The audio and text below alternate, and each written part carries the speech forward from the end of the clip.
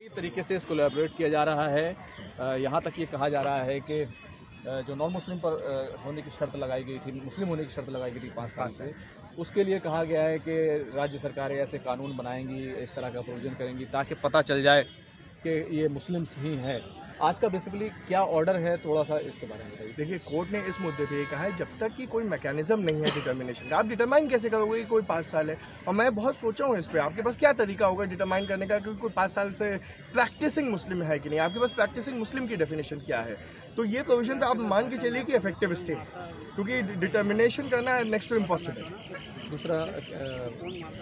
दूसरी और भी कई चीज़ों को, हाँ, और उसके अलावा देखिए कोर्ट ने उस प्रोविजन पे पार्शियल स्टे कर दिया है जहाँ कलेक्टर अगर डिस्प्यूट होता था तो वो तुरंत सीज टू बी वक्फ हो जाता था। वो नहीं होगा जब तक हाई कोर्ट तक से डिटर्मिनेशन नहीं हो जाता, ट्राइब्यूनल हाई कोर्ट से। साथ ही साथ एक अपर लिमिट लगा दी है कि कितने नॉन मुस्लिम हो सकते हैं वक्फ बोर्ड और वक्फ काउंसिल में। ये भी कहा है कि सीईओ जहाँ तक हो सके मुस्लिम ऑफिसर होना चाहिए।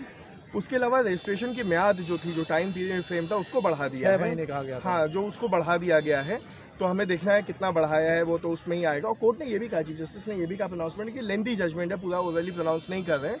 तो हमें उम्मीद है बहुत सारे प्रोविजन जैसे वक्फ बाय यूजर पे कोर्ट ने कुछ कहा नहीं है, तो उस पर कुछ ना कुछ फैसले में लिखा होगा। जब हम पढ़ेंगे तो ज़्यादा बेहतर पोजीशन में होंगे उस पर बोलने के लिए। ये कहा जा रहा है कि डिनोटिफाई कर सकती सरकार, और सुप्रीम कोर्ट ने स्टे नहीं लगाया है। नहीं, कोर्ट ने कहा बिना हाईकोर्ट के डिटर्मिनेशन के आप कुछ नहीं कर सकते हैं। ठीक है, अभी मैंने यही कहा है कि अभी जो भी ओपिनियन है वो ओरल जो प्रोनाउंसमेंट है एक छोटा सा, उसके बेसिस पे। अभी जब डिटेल आएगा तो हम ज़्यादा बेहतर पोजीशन में होंगे इस पे बोलने के लिए। अभी इस पे कमेंट करना भी गलत होगा किसी का भी। जिस तरीके से नॉन मुस्लिम्स मेंबर को शामिल करने की बात थी, 3 और 4 की बात सुप्रीम कोर्ट ने की है, तो क्या है ये 3 और 4, और क्या इससे क्या फर्क पड़ेगा? क्या आप लोग इससे संतुष्ट हैं? हम काफ़ी हद तक संतुष्ट हैं। हमारा ये नहीं कहना था कि पूरा यानी कोई भी नहीं हो सकता। हमारी लड़ाई ये थी कि मेजॉरिटी नहीं हो सकती है। Majority has to be with the Muslims, because ये हमारे सेक्शन 25-26 से फ्लो करता है, हमारे एसेंशियल प्रैक्टिस में से आता है। और वो चीज़ अब रहेगी, क्योंकि पहले जहाँ 12-13 हो रहे थे, अब वहाँ 3 होंगे वक्फ बोर्ड में। जी, वक्फ बोर्ड में, और वक्फ काउंसिल में 4 से ज़्यादा नहीं हो सकते।